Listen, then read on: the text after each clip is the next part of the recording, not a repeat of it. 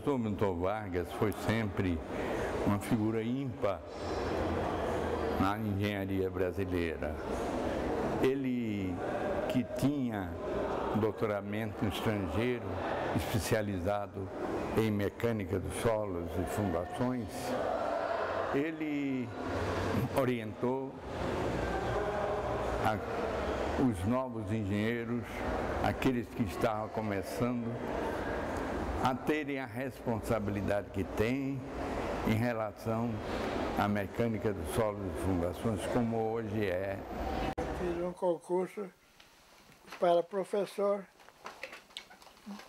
da Poli.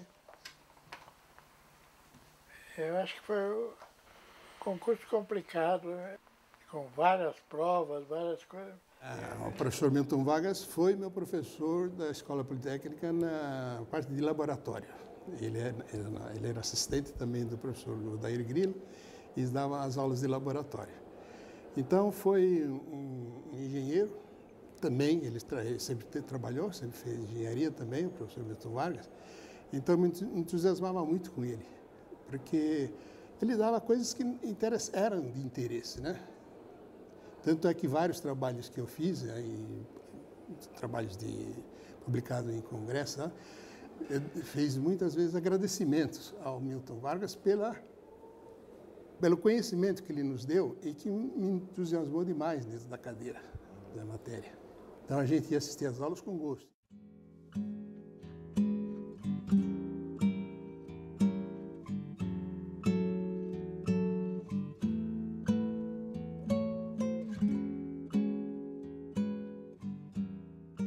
Milton Vargas foi chefe da seção de solos do IPT. Em 1948, inaugurou a prática de sondagens para obras de engenharia civil. Eu entrei no IPT justamente porque eu era aluno do curso de eletricidade e o IPT, na seção de geologia do IPT, fizeram uma equipe para geofísica, para determinar o terreno por meio de resistividade ou por meio de choques, de vibrações elétricas, vibrações sísmicas, né? Então, tinha esses dois métodos.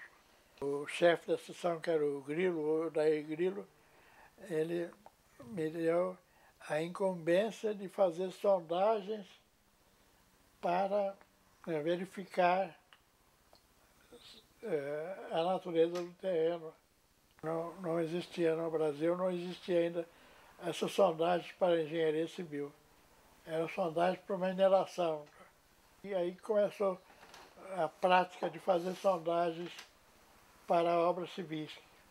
O Brasil passou a ficar conhecido em solos tropicais, solos residuais, etc., e muito depois disso em solos não saturados, por causa desses trabalhos pioneiros do Milton Vargas. Muito bem, esses trabalhos eram trabalhos referidos também à estabilidade de encostas aqui da Serra do Mar, vamos dizer assim, entre os Santos, nas encostas de Santos, Cubatão, etc., que eram, vamos dizer assim, que teve muitos eventos de instabilidade, acidentes na década de 50, década de 60.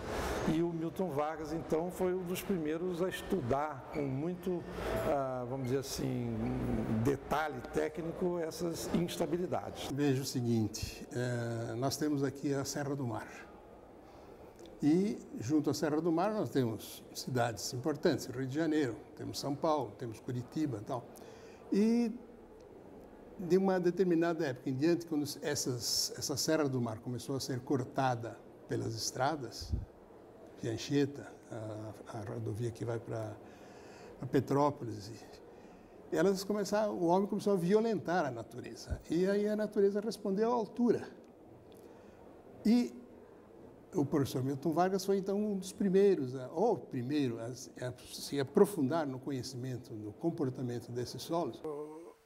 As sondagens no prédio da Companhia Paulista foram as primeiras. Depois ficou uma praxe de, quando estudava a fundação, começava com as sondagens.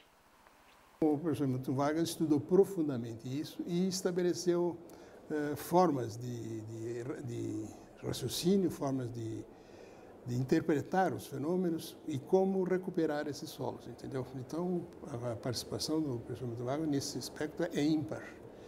E ele também se tornou muito conhecido no mundo, porque ele sempre apresentou esses trabalhos em congressos internacionais e acabou sendo um dos grandes especialistas em solos tropicais.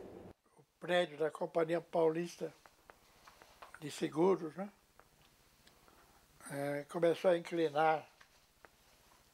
Então veio a história de como consertar aquilo tudo. Falar de congelamento do solo. Então congelava o solo, congelava a água no solo, e o solo, que era mole, ficava resistente. E o solo ali ficava firme, né, duro, a pedra não caiu. Ao longo da carreira dele, uma carreira de sucesso como professor, como engenheiro, ele trabalhou não só nesses temas, mas ele também tem artigos belíssimos em outros temas e profissionais também, na parte de barragens. Ele foi uma pessoa muito reconhecida, fundou uma empresa que é a Temag, que é muito conhecida na engenharia brasileira, né, uma projetista de grande nome.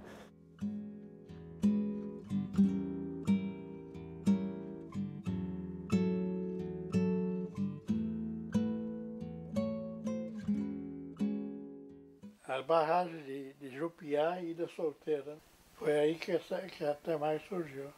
O Souza Dias, que era, nessa época, era o engenheiro-chefe da... Quem é que dirigia essas obras? A Celusa? A Celusa. Ele era o engenheiro-chefe da Celusa. Então, o Souza Dias quase que impôs ao IPT de formar uma equipe. Né? Eu me lembro de um almoço que tinha eu estava do lado do Casa Grande e tinha um sujeito na frente, um americano na frente, e eles estavam falando, né, um com o outro. O americano parece que achava muito esquisito isso de formar uma equipe de brasileiros. Esses brasileiros não tinham muita experiência anterior com obras. O Casagrande disse, eles não tinham muita experiência, mas era uma obra só, eles tinham que dar toda a atenção àquela outra obra. Se contratasse uma equipe americana, essa equipe americana tinha várias obras e não dava a mesma atenção. Uhum. E que então, como nós tínhamos uma obra só, nós tínhamos que dar muita atenção a ela. E assim começou.